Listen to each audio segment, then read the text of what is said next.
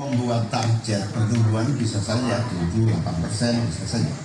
Tetapi yang ingin kita wujudkan adalah pertumbuhan yang berkualitas dan inklusif, di mana setiap pertumbuhan itu memiliki apa yang disebut sebagai dampak langsung di dalam penyerapan tenaga kerja, dalam peningkatan pendapatan masyarakat, di dalam satu percepatan pemerataan pembangunan.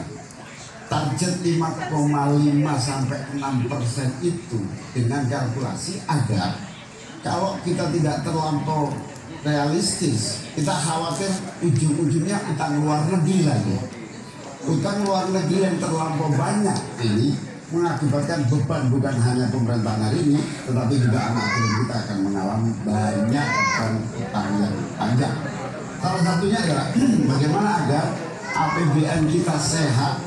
Sekarang saja persentase 3.000 triliun APBN aja untuk membayar utangnya cukup tinggi, sehingga mengurangi tidak kurang dari 20% APBN kita untuk membayar utang luar negeri. Sehingga target yang berjumlah 5,5% sampai 6,5% itu yang Masus mana Masus? Sus. Oh, can ka dieu. Di sisi yang lain, kemarin ada lain. Salah satu syarat-syarat pertumbuhan yang bisa sehat. Bos Darhono ya, ta.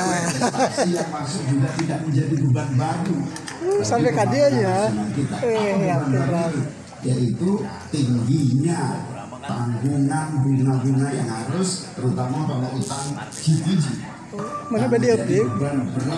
Mana Haji Nur kaja tuh? Hah? Oh, pesehan eta. Naon nah?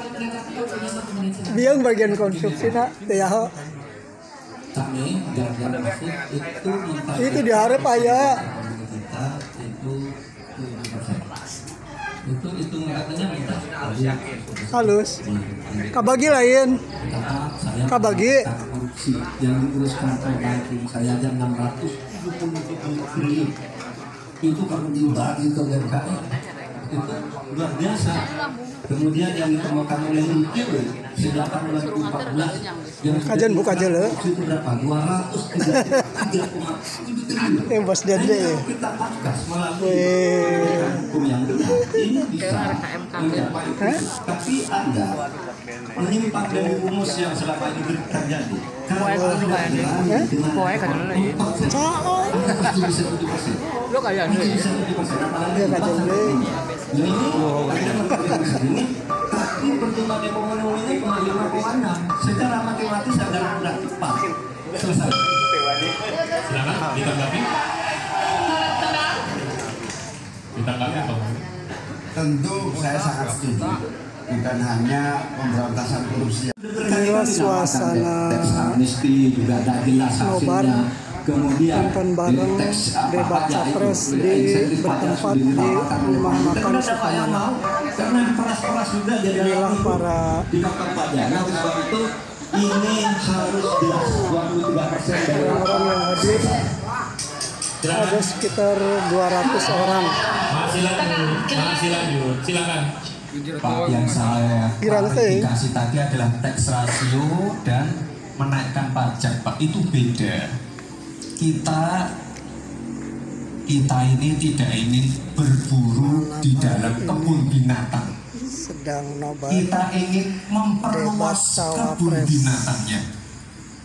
Kita tanami di rumah makan Sukamana. binatangnya, kita gemukkan. Artinya apa? Membuka dunia usaha baru.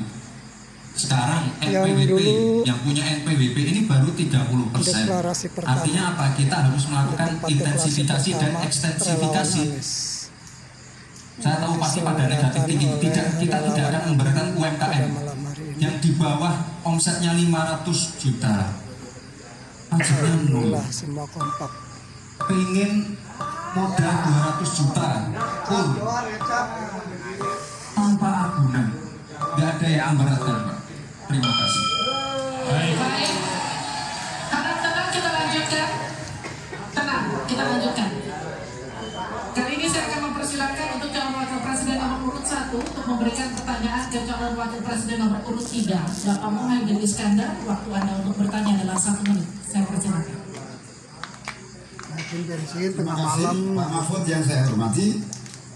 Pemasukan negara itu salah satunya adalah dari kepemilikan lahan yang luas. Banyak kepemilikan lahan yang berlebihan. Akumulasi kekayaan hanya di segelintir orang dan selalu menjadi topik yang belum pernah selesai sampai hari ini. Semua fokus mendengarkan. Orang karena akses kepemilikannya sudah terbatas. Pemerataan menjadi kata yang tidak bermakna. Maka saya ingin pendapat Pak Mahfud bagaimana mewujudkan keadilan sosial dimulai dari pemerataan kepemilikan tanah, akses dan lahan. Calon kita dari Nasdem. Karena kalau nomor 8 ini begitu, maka tidak akan pernah ada kemampuan rakyat untuk mengakses modal itu. Alhamdulillah para Silakan Pak Mahfud untuk menjawab. Waktu Anda pendukung untuk Amin 2 menit, kami cukup persilakan. banyak yang datang. Ada sampai sekitar itu diskusi sudah lama. 100 orang atau 200 mungkin ya. Itu dulu mengeluarkan undang-undang land reform dari distribusi lahan tadi, yang sampai sekarang itu tidak jalan meskipun undang-undangnya masih berlaku. Kenapa? Lagi saya katakan ini pada aparat, pada kedisiplinan kita, pada penegakan hukum kita. Itu masalahnya sebenarnya. Coba sekarang ini kalau data yang pernah saya